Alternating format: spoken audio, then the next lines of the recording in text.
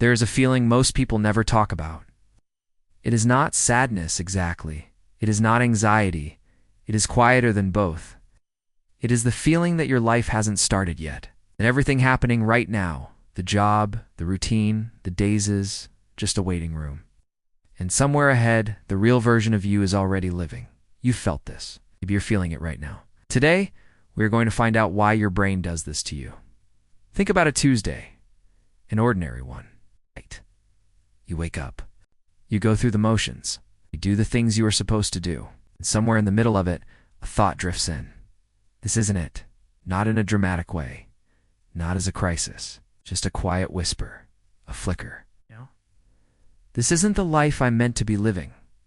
And here is what makes it strange. You can't point to anything wrong. Not really. You might have a job. You might have people who care about you. You might be healthy. But none of that erases the feeling, because the feeling isn't about what you have or don't have. It is about a gap. A gap between where you are and where you believe you should be. Psychologists have a name for this. It's called the ideal self. Carl Rogers, one of the most influential minds in humanistic psychology, described two versions of you that exist at the same time. The real self, who you are right now. It's the person reading this.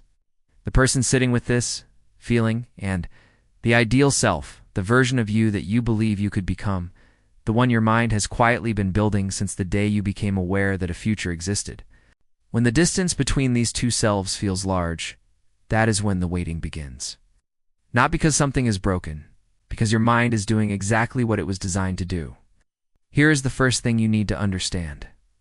This feeling is not a flaw. It is not a sign that you are falling behind. It is not evidence that you are doing life wrong. It is evidence that you are human. Every person who has ever lived has experienced some version of this gap. The ones who seem unbothered by it are not exempt from it. They have simply learned to relate to it differently. The mind that created this feeling is the same mind that imagines futures, that builds meaning, that makes you capable of wanting more.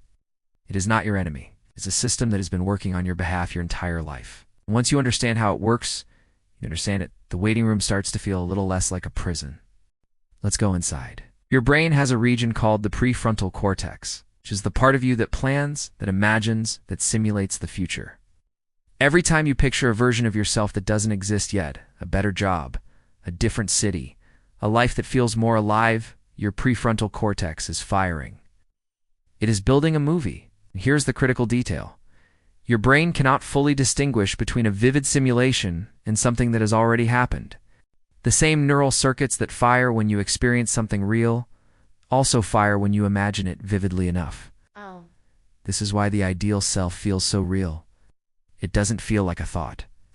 It feels like a place you've already been, a life you've already tasted. And once your brain has tasted something, it begins to treat the absence of it as a loss.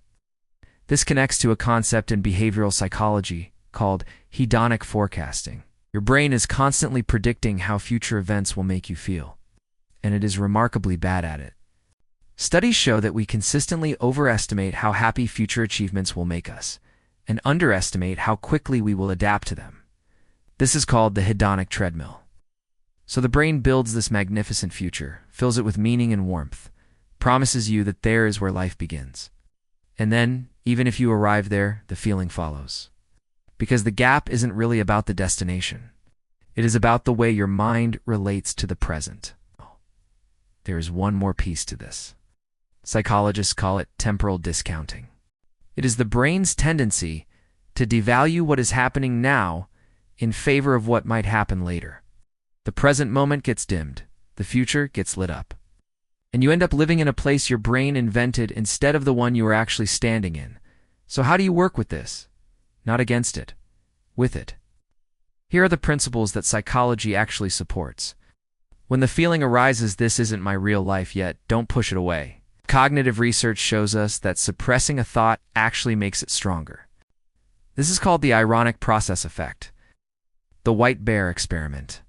Try not to think of a polar bear. You just thought of one. So instead, notice it, acknowledge it. Say to yourself quietly, there it is, the gap.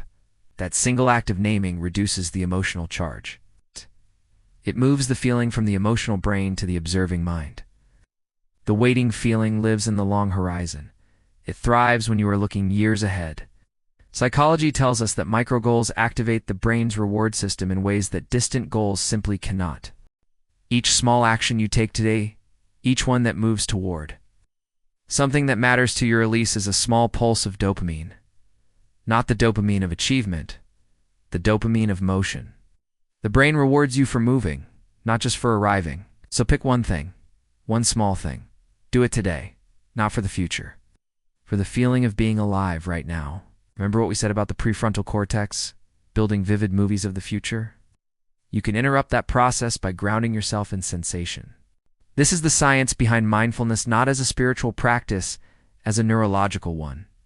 When you bring your attention to what you can feel right now, the temperature of the air, the weight of your body, the sound around you, you activate the insula, a part of the brain that processes present moment experience. You are not escaping the future. You are simply reminding your brain that now is also real. This is perhaps the most important one. The idea that your life has not started yet is built on an assumption. The assumption that real life is a destination, a state you will one day reach and then finally be living.